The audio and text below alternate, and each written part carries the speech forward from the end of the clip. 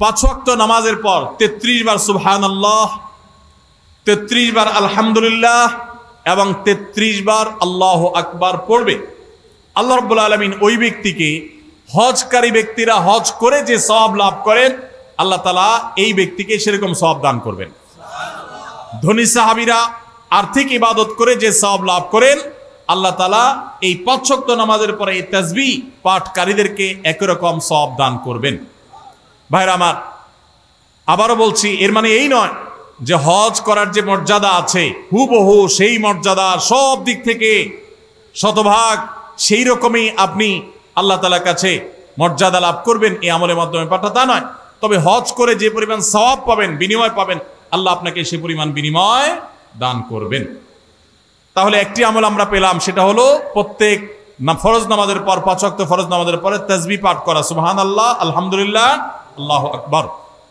কোন কোন বর্ণনায় সুবহানাল্লাহ এবং আলহামদুলিল্লাহ 33 এবং আল্লাহু আকবার 34 বারও বর্ণিত হয়েছে। সেটা আমরা অনেকে করি, আমলটা আমাদের সমাজে প্রচলিত আছে, এটাও করলেও হবে ইনশাআল্লাহ। 33 বার সুবহানাল্লাহ, 33 বার আলহামদুলিল্লাহ এবং 34 বার আল্লাহু আকবার। দ্বিতীয় আমল, যে আমল আমাদেরকে হজের সওয়াব এনে দিবে ইনশাআল্লাহ, উমরার সওয়াব এনে দিবে, সেটি হলো সকালে ফজরের নামাজ জামাতের সাথে পড়ার পর যদি কেউ বসে বসে আল্লাহর জিকিরে মাশগুল থাকে, ফজরের নামাজ জামাতের সাথে পড়লেন, মা বোনরা আপন জায়গায় পড়লেন, পড়ার পর জিকির আজকার করলেন বসে বসে। এরপর সূর্য উদয় হলো, সূর্য উদয়ের 15-20 মিনিট পর, নিষিদ্ধ সময় পার হওয়ার পর যে ব্যক্তি দাঁড়িয়ে 2 রাকাত নামাজ পড়বে, এশাকের নামাজ, আল্লাহ রাব্বুল আলামিন ওই ব্যক্তিকে একটি পূর্ণাঙ্গ হজ এবং উমরার সওয়াব দান করবেন। তাহলে সকালে এশাকের নামাজ পড়ার মাধ্যমে হজের সওয়াব লাভ করা, এটা তো আমরা চেষ্টা করতে পারি, কি বলেন? আল্লাহ তাআলা আমাদেরকে তৌফিক দান করুন।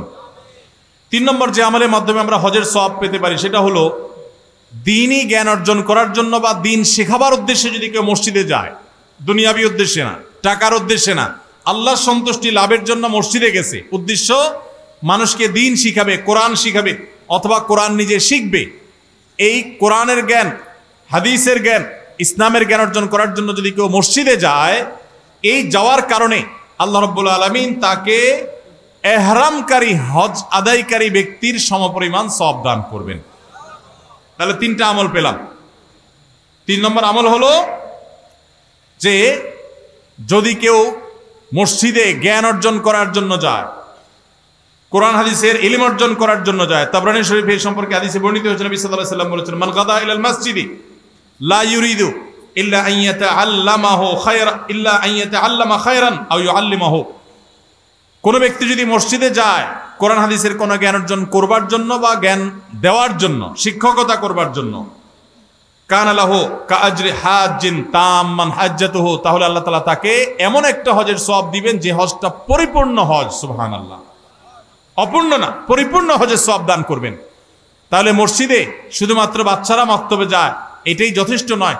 মসজিদে ওলামায়ে কেরাম, ইমাম সাহেবগণ বিভিন্ন বয়সের মানুষের জন্য বিভিন্ন ধরনের দ্বীন শিক্ষামূলক আয়োজন রাখবেন, আমরা সেগুলোতে শামিল হওয়ার জন্য যাব, এর মাধ্যমে হজের সওয়াব পাওয়া যাবে ইনশাআল্লাহ।